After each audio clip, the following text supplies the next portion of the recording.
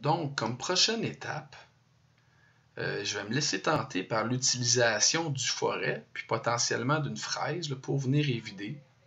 Ici, là, par l'utilisation du Circle Mill pour venir faire mon chambrage.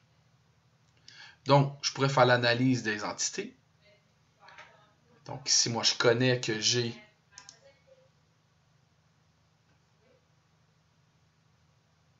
cette valeur-là, qui est 0.4375. Donc, je sais qu'une fraise de 3,8 lui pourrait faire mon bonheur. Et lui, 0.266 comme trou de passage. OK. Donc, présentement, j'ai fait le centrage. Donc, je vais en profiter pour continuer. OK, comme à sélectionner mes autres positions. Lui, ici, je pourrais avoir copy the previous point. Okay, donc, il réutilise le même séquencement préalablement sélectionné par l'opération précédente, ce qui nous fait gagner un peu de temps. J'ai 8 positions ici, ce qui est tout à fait vrai. Côté Tool, okay, présentement, je n'ai pas la bonne mèche. Donc, on n'aura pas le choix ici là, de faire un Create Tool, un Drilling. On va prendre un élément là, standard qui devrait là, me donner mon .266. .266, donc le plus proche, c'est le 1764. Je vais m'assurer que mon fluide de coupe est embriqué. SFM dans l'aluminium à 275. Puis, je suis proche d'un quart, donc à 2 millièmes par dent par tour. Finish. Cutting parameters. Je suis dans un drill. À 0.266 dans un pouce, disons, c'est à peu près comme 4 fois D. À 4 fois D, il serait intéressant là, de prendre la fonctionnalité de break chip. Je vais me laisser tenter par une profondeur aux alentours là, du diamètre. On devrait mettre le diamètre ou légèrement un petit peu plus là, que le diamètre. Donc un PEC de 0.3. Mon linking parameters, je peux définir mon top of stock, qui est maintenant le dessus de ma pièce. Mon depth of cut, ici, je vais venir faire la sélection du dessous de ma pièce.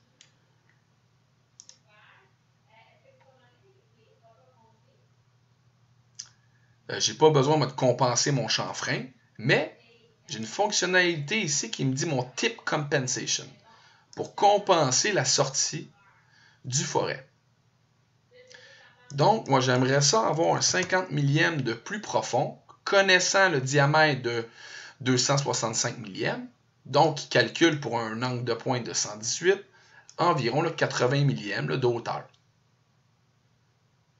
Ce qui va nous donner automatiquement la bonne profondeur pour extraire comme la totalité de la pièce, puis en même temps du brut.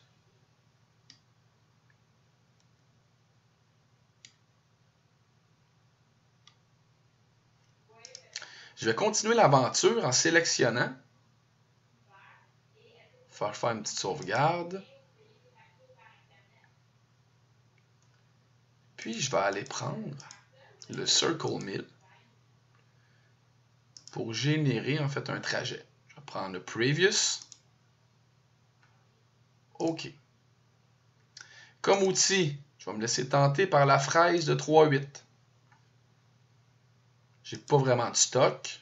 Cut parameters, là, c'est là que c'est important. On va mettre ça à 0 pour le stock to leave on floor.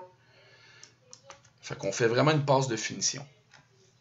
Côté ébauche. J'aimerais ça avoir un ébauche.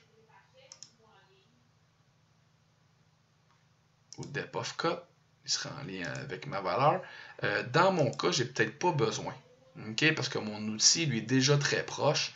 J'ai juste besoin, moi, de passer dans son centre. Pour le depth of cut, par contre, on va lui donner, disons, 0.25 de valeur max.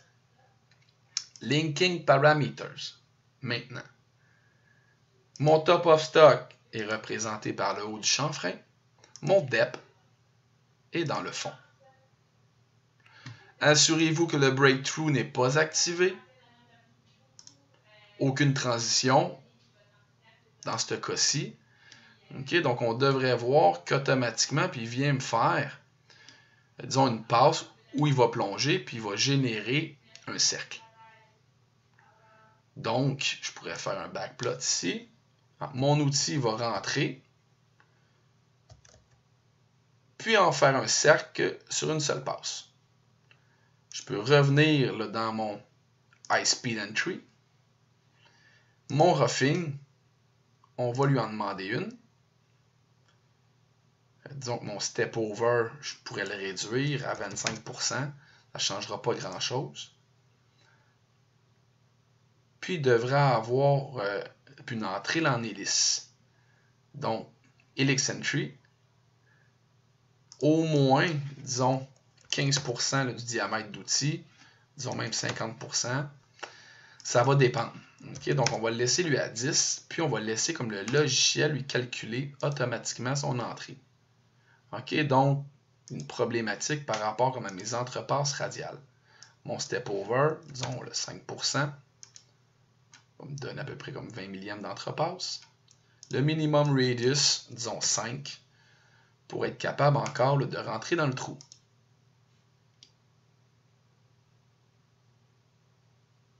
Okay, donc, il faut faire attention à comment on va rentrer dans le trou pour réaliser cette forme-là.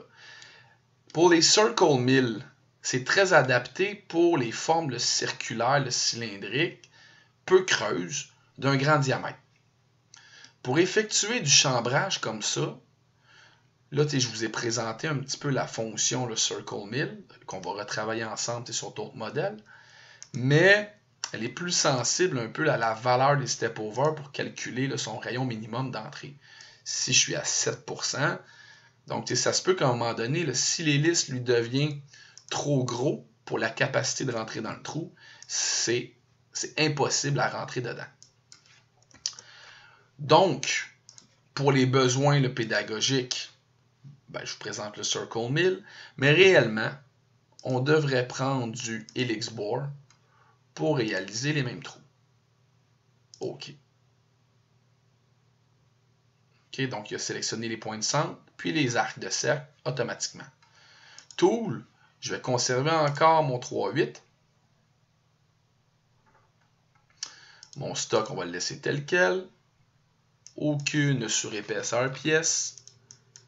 0 ici. Là, si vous avez juste des points, ben, la case du circle diameter est active. Vous pouvez comme gérer la valeur du diamètre final.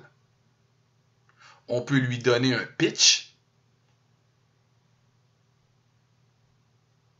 pour définir, disons, comme l'hélice. Donc, disons 0.1. Puis, en fait, il va faire un cercle complet à l'arrivée. Donc, top of stock, on vient sélectionner ici. Le depth, on vient prendre le fond de l'hélice. Là, je vais camoufler mon circle mill pour voir apparaître, disons, mon trajet en hélice. Okay, là, beaucoup plus adapté à nos besoins que le circle mill. Donc, je vais pouvoir supprimer ou canceller mon circle mill. Si je veux conserver, moi, visuellement mon circle mill, mais j'ai pas le goût que l'opération soit générée dans le code machine, ici, je vais cliquer sur le toggle to posting, ce qui fait en sorte qu'on empêche ici le posting off. On va empêcher de générer cette opération-ci. Je peux faire ma simulation maintenant. Donc, je vais faire une sauvegarde. Et je pourrais faire une simulation de mon trajet. Il faut comprendre que si on veut avoir le résultat complet, ben, il faut rouler comme les autres opérations. Tu vas peut-être repartir du début. puis aller en mode slow pour voir ici le déplacement qui sera associé. C'est un petit peu trop slow, ça je vous dirais. Un petit peu trop rapide encore. Donc, rewind.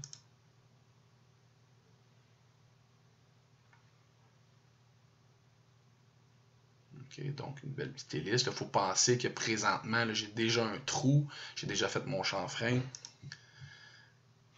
Et donc, ce qui m'amène à avoir un résultat qui est beaucoup plus propre que ce qui est proposé présentement. Donc, si je veux voir ma simulation complète, je peux faire ici la sélection de tous les trajets d'outils. Je vais faire play. Hop. Il va générer son trajet. Je peux augmenter un peu la vélocité. On fait notre gravure. On fait nos cavités gravées. Et boum, je suis en mesure de venir faire toutes mes opérations. Donc, voici le résultat. Si on zoome un petit peu, on devrait voir mon petit chanfrein de 7 millième et 5/10 là à côté de mes trous qui sont fraisés. Il va me rester à faire que ma passe de contour ici de finition pour être en mesure d'avoir au moins complété mon premier montage.